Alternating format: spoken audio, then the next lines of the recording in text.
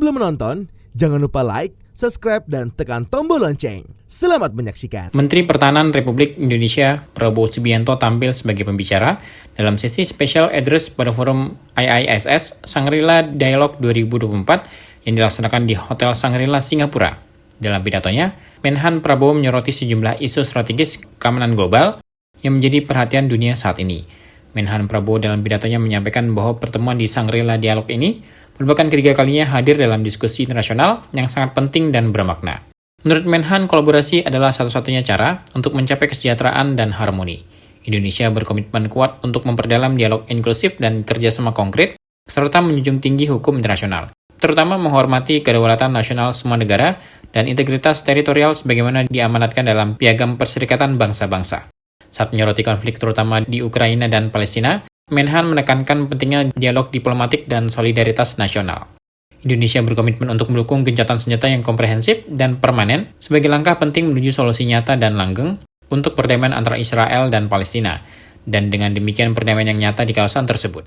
Indonesia is of the opinion that in this world of ours that's getting smaller and smaller,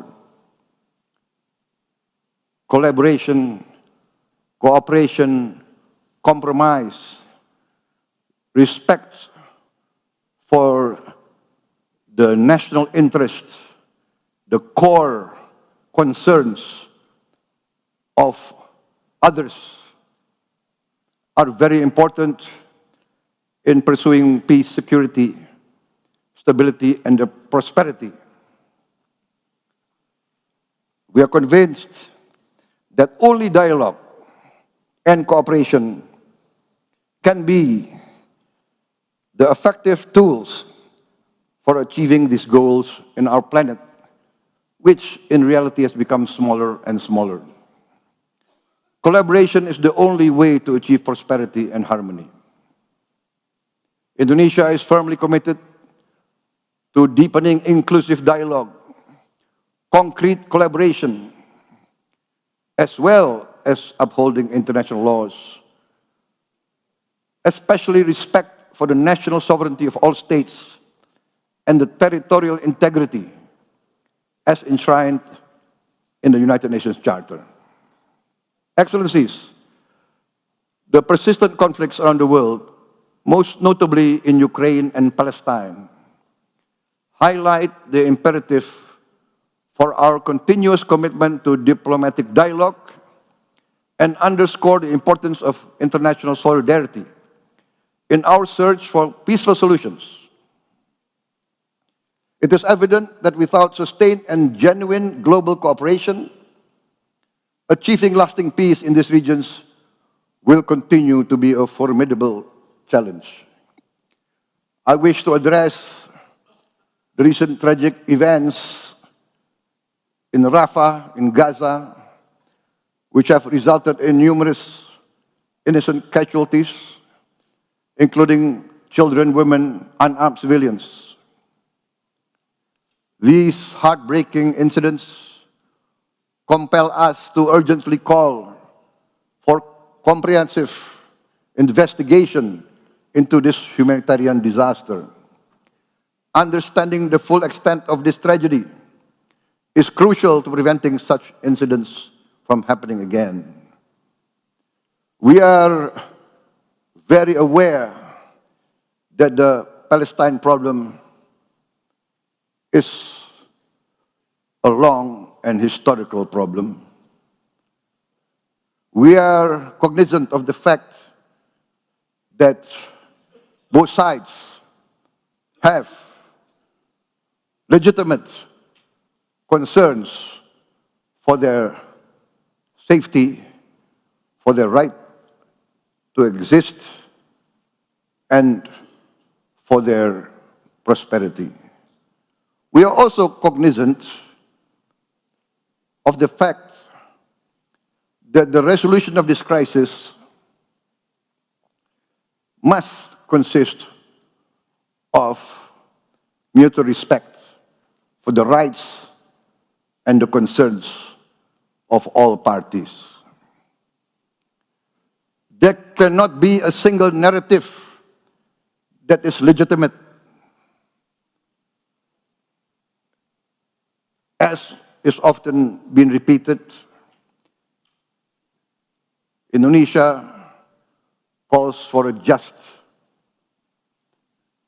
solution to the problem, and that means the right of not only Israel to exist, but also the right of the Palestinian people to have their own homeland, their own state, living in peace.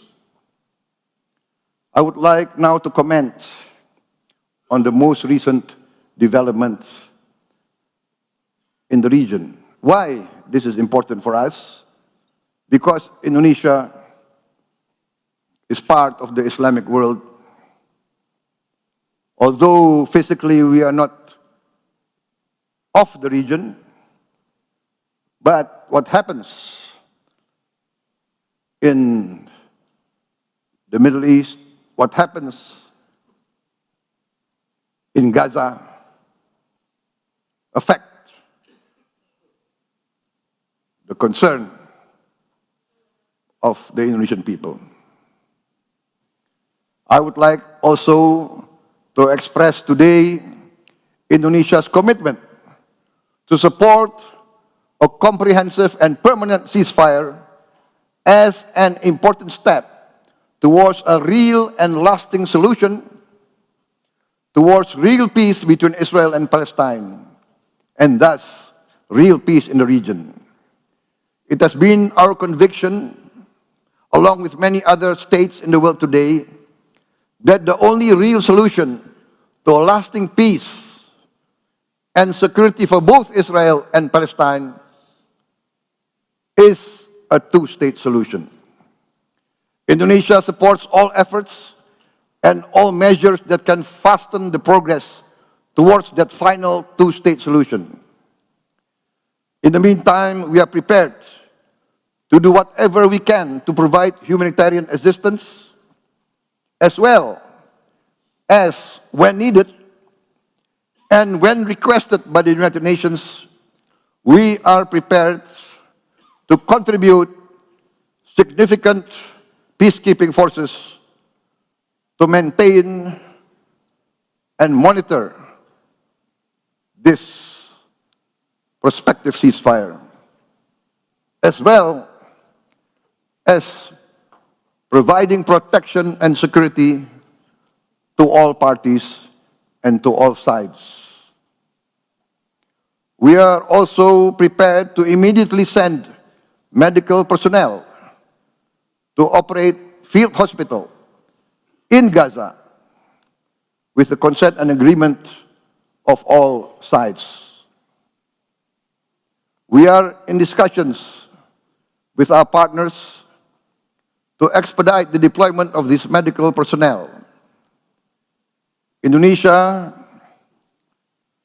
also is very willing to evacuate and treat wounded Palestinian civilians and those needing hospital care in Indonesian hospitals.